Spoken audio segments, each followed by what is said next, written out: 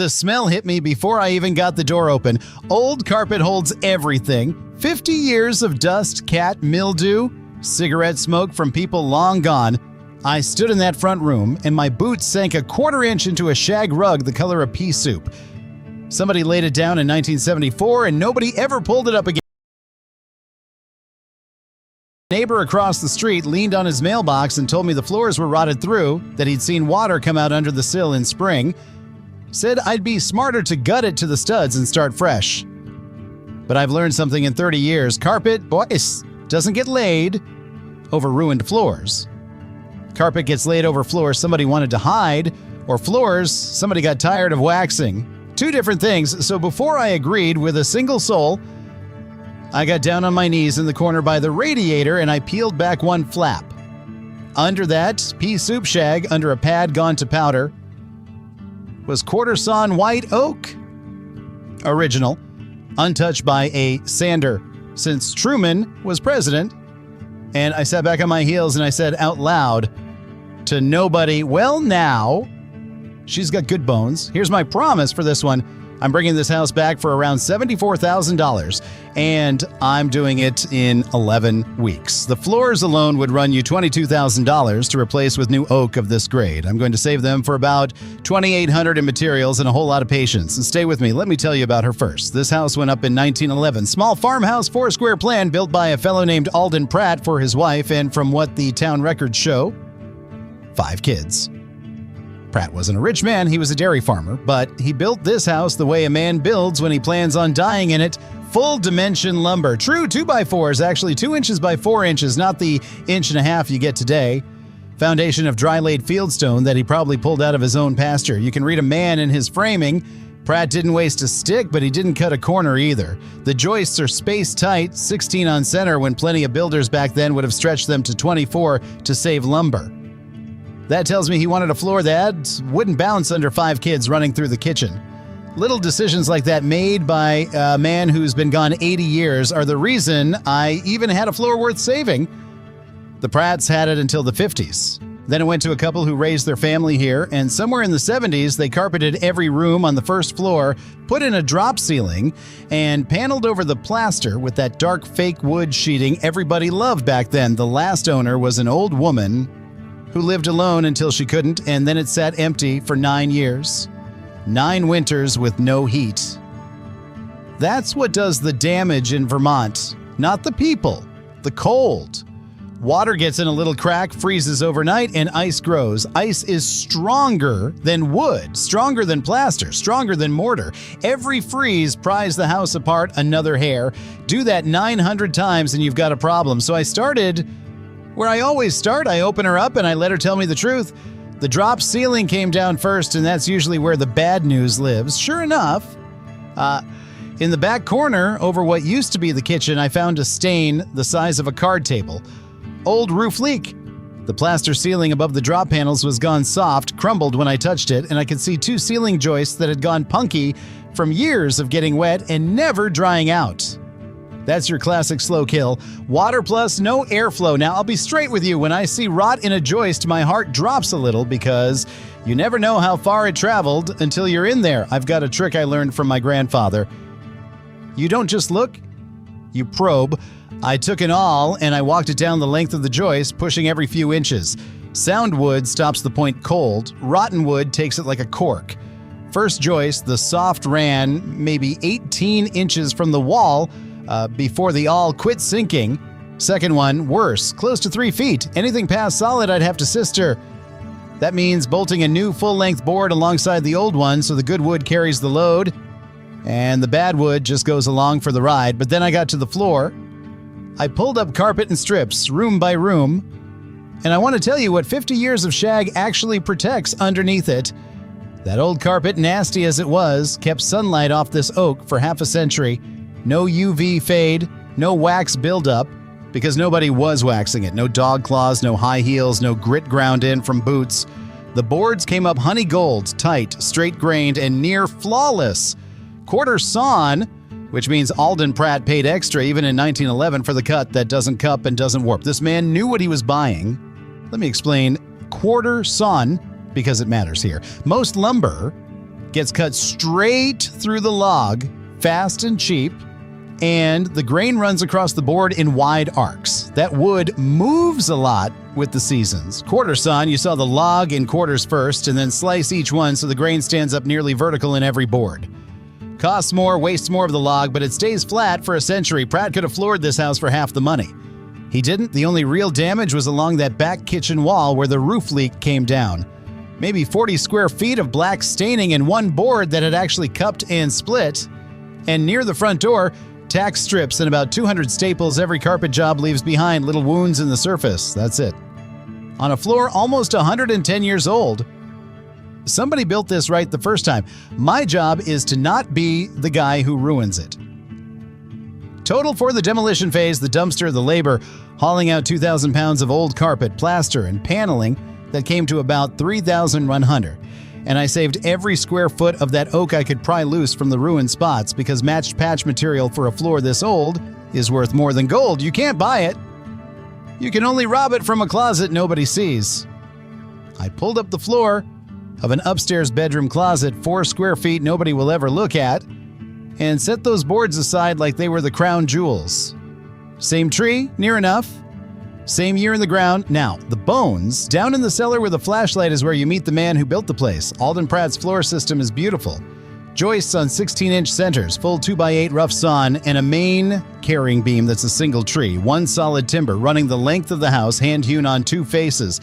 You can still see the adze marks, little scallops where a man swung a blade by eye and got it flat. You couldn't hire that today. Nobody knows how. That beam has held this whole floor flat for 110 years, and here's the thing that gets me. It's still dead level. I put my 4-foot level on it, and the bubble sat right in the middle. Modern engineered beams don't do that. They do fine, but they don't do that. A single old growth timber like that grew slow, tight rings, 20 rings to the inch where a fast farm tree today might give you 6. Dense as a hymnal. That's why it never sagged. The problem was the posts holding that beam up. Pratt set them on flat stones on a dirt floor, which was standard then. Over a century, they'd settled uneven, and the middle of the house had dropped about 1.25 inches. Doesn't sound like much. It's enough to crack plaster upstairs and make a door swing on its own, so I jacked her slow. This is where people get themselves in trouble. You can't just crank a house up like a car. You raise it a little, you wait a day, you let the old wood remember where it wants to be. I set 2 bottle jacks under cribbing. That's a stack of short timbers, log cabin style, that spreads the load so you're not punching a jack straight through the beam. So I gave it 1/8 of an inch a day for home days. You listen while you do it. The house talks, a little tick up in the walls, a plaster crack easing shut. When she goes quiet, you know she's settling in where she wants. Poured 3 new concrete footings under the beam. Dug down below the frost line so they won't heave, set steel adjustable posts on them, and brought that middle back up to level. Cost of the footings, posts, and concrete, about $2,400. Then I made a mistake, and I'll own it right here. When I sistered those 2 rotted kitchen joists, I ran the new lumber the full span and bolted it off nice and tight. 1/2-inch carriage bolts, staggered top and bottom, real proud of the job. Then I went to lay back a section of oak and realized my new sister joists sat a hair proud of the old ones, maybe 3/16 higher, because the new lumber was a touch fuller than Pratt's century-dried stuff. Old wood keeps shrinking its whole life. New wood hasn't started yet. Meant the floor would have had a bump you could feel with your sock foot. That one's on me. I should have checked it dry before I ever reached for a bolt. I had to go back, pull all of them out, plane the new joists down flush by hand with a power planer, checking with a straight edge across old and new till they read even, and reset the whole thing. Cost me 1.5 days. I didn't budget, but you don't leave a bump in a floor, not in this one. The rest of the structure was honestly cleaner than houses I've done from the 90s. That fieldstone foundation had 2 spots where the mortar Pratt's son probably added in the 40s had crumbled out, so I repointed maybe 12 feet of it with a lime mortar. You use lime, not modern Portland cement, on old stone, because the stone needs to breathe and move a little, and hard cement will crack it. Lime stays soft, gives with the wall, and if a joint ever fails, it fails gentle instead of shattering the stone. Little details like that are the difference between fixing a house and fighting it. Now, for the parts you never see, but you'd sure notice if they weren't there, the wiring in this house was a museum Original knob and tube from 1911 in some walls, and then a 1970s patch job layered right on top of it. Splices wrapped in cloth tape hiding up in the joist bays, which is exactly how houses burn down. All of it came out. New 200-amp panel, all new circuits home run back to it, and I ran extra dedicated lines to the kitchen because that's where every modern house needs the power now. Range, fridge, microwave, all wanting their own. Electrical came in around $9,000 with the panel. Plumbing, the old galvanized supply lines were rusted down to a straw's worth of opening inside. You'd turn on the tap and get a trickle because 80 years of rust had closed the pipe near shut. I replaced everything with PEX, that flexible tubing that gives a little instead of splitting when it freezes. Ran a new stack, new drains, and while I had the floor open, I insulated every pipe run because a burst pipe in a Vermont February is how you lose a whole ceiling. Plumbing ran about $8,500.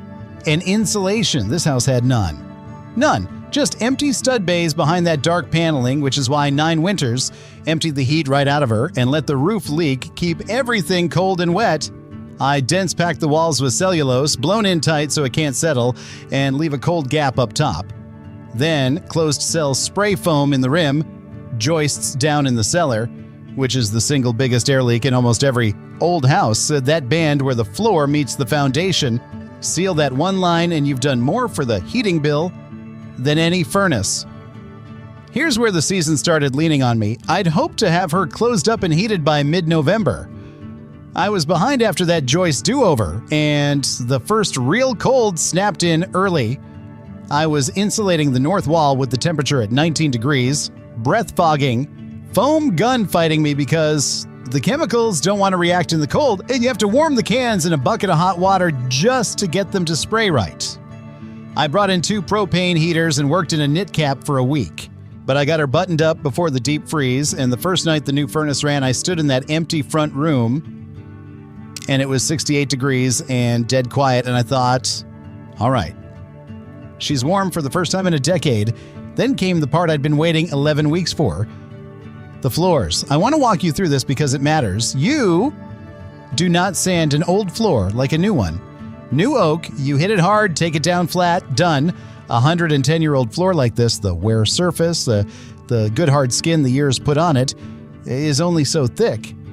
You've got maybe 1-2 more sandings left in a floor this age before you hit the tongue and groove, and it's finished forever. Take too much, and you've killed something you can never bring back. So I sanded gentle. I ran the big drum sander at an angle across the boards on the first pass, not straight down the grain, because angling it levels the cupping without digging trenches. Started at 60 grit just to knock down the staple scars in the gray, then went straight with the grain at 80, then finished at 120. Around the edges where the drum can't reach, an edger on my knees, and the corners by hand with a scraper. Barely took a whisper off when I ran my palm over her after. It was smooth as a river stone, but you could still feel the old life in it. That black stain section by the kitchen wall, the water damage, I cut those ruined boards out clean, splitting them out one at a time so I didn't wreck the tongue on the good ones beside them, and I wove in the oak I'd salvaged from that bedroom closet floor upstairs. Same age, same cut, same house. Staggered the joints so no 2 seams line up, the way Pratt laid the original. When I finish sanding, you genuinely cannot tell where the patch is. That's the whole game. You want the repair to disappear into the story of the floor. For the finish, I skip the polyurethane. On a floor like this, I use a penetrating tongue oil, the old way, because it soaks into the wood instead of laying a plastic skin on top, and when it wears in 20 years, you just wipe on more. You don't have to sand it all off and start over. 3 coats, hand-rubbed with a rag, working it in against the grain, and then wiping back with it a full day between each, so it cures down deep. And the color that came up out of that oak, I've been doing this 30 years and it still stopped me. Deep amber. The grain like tiger stripe where the quarter sawing caught the light, Alden Pratt's floor, looking better than the day the last carpet went over it. The floors are the heart of this house, so I built everything else to serve them. Kept the kitchen simple. Shaker cabinets in a soft white because anything loud would have fought the floor. A soapstone counter that'll patina and belongs to this era instead of some slab that looks like it landed from a spaceship. And I left the ceiling beams exposed in there so you can see the honest bones. New windows, tight and efficient. But I saved and rehung the original interior doors, planed and rehung true. Now that the house was level, old doors have a heft the new ones don't. Total finish phase, cabinets, counters, fixtures, paint, and the floor work ran about $31,000. Let me take you through her. Outside first, new standing seam metal roof in charcoal. That's what stops the next 100 years of leaks. No shingles to blow off or curl. Clapboard scraped and painted a quiet sage green, white trim, and the fieldstone foundation repointed and showing proud at the base. She looks like Alden Pratt just stepped off the porch. Through the front door, into the entry, and the first thing under your feet is that honey gold oak, running straight back into the light. Into the front room, the parlor, where the drop ceiling used to be. Now full-height plaster, bright and clean, that soapstone gray trim around tall windows that finally let the daylight in. Back to the kitchen, white shaker cabinets, soapstone counter, the old ceiling beams overhead with the ads mark still showing, and the floor here flowing seamless right over where the rot used to be. The bathroom, small and simple, white subway tile set in a straight stack, a cast iron tub I found for $200 and reglazed, and warm oak underfoot instead of cold linoleum. And the heart of it, the floors themselves running unbroken room to room, 50 years hidden, and now the first thing anybody sees. The thing everyone told me was ruined. And back out front, standing on the porch, looking at her in the sage green with the new roof catching the afternoon light, she's not a teardown, she never was. All in, this house came back for about $74,000 in 11 weeks, 1 day and a half of it my own mistake. The floors that would have cost $22,000 to replace, I saved for $2,800 and 3 coats of oil, and every board in there was cut and laid by a dairy farmer who's been dead longer than I've been alive. Somebody built this right the first time. All I did was pull back the carpet and get out of the way. Next one's already waiting for me, and she's a strange one. An 1880s church, deconsecrated, roof half caved on the east side, and 40 feet up in the bell tower, there's original timber framing nobody's touched since Chester Arthur was president. Everyone said that one's too far gone, too. We'll see about that.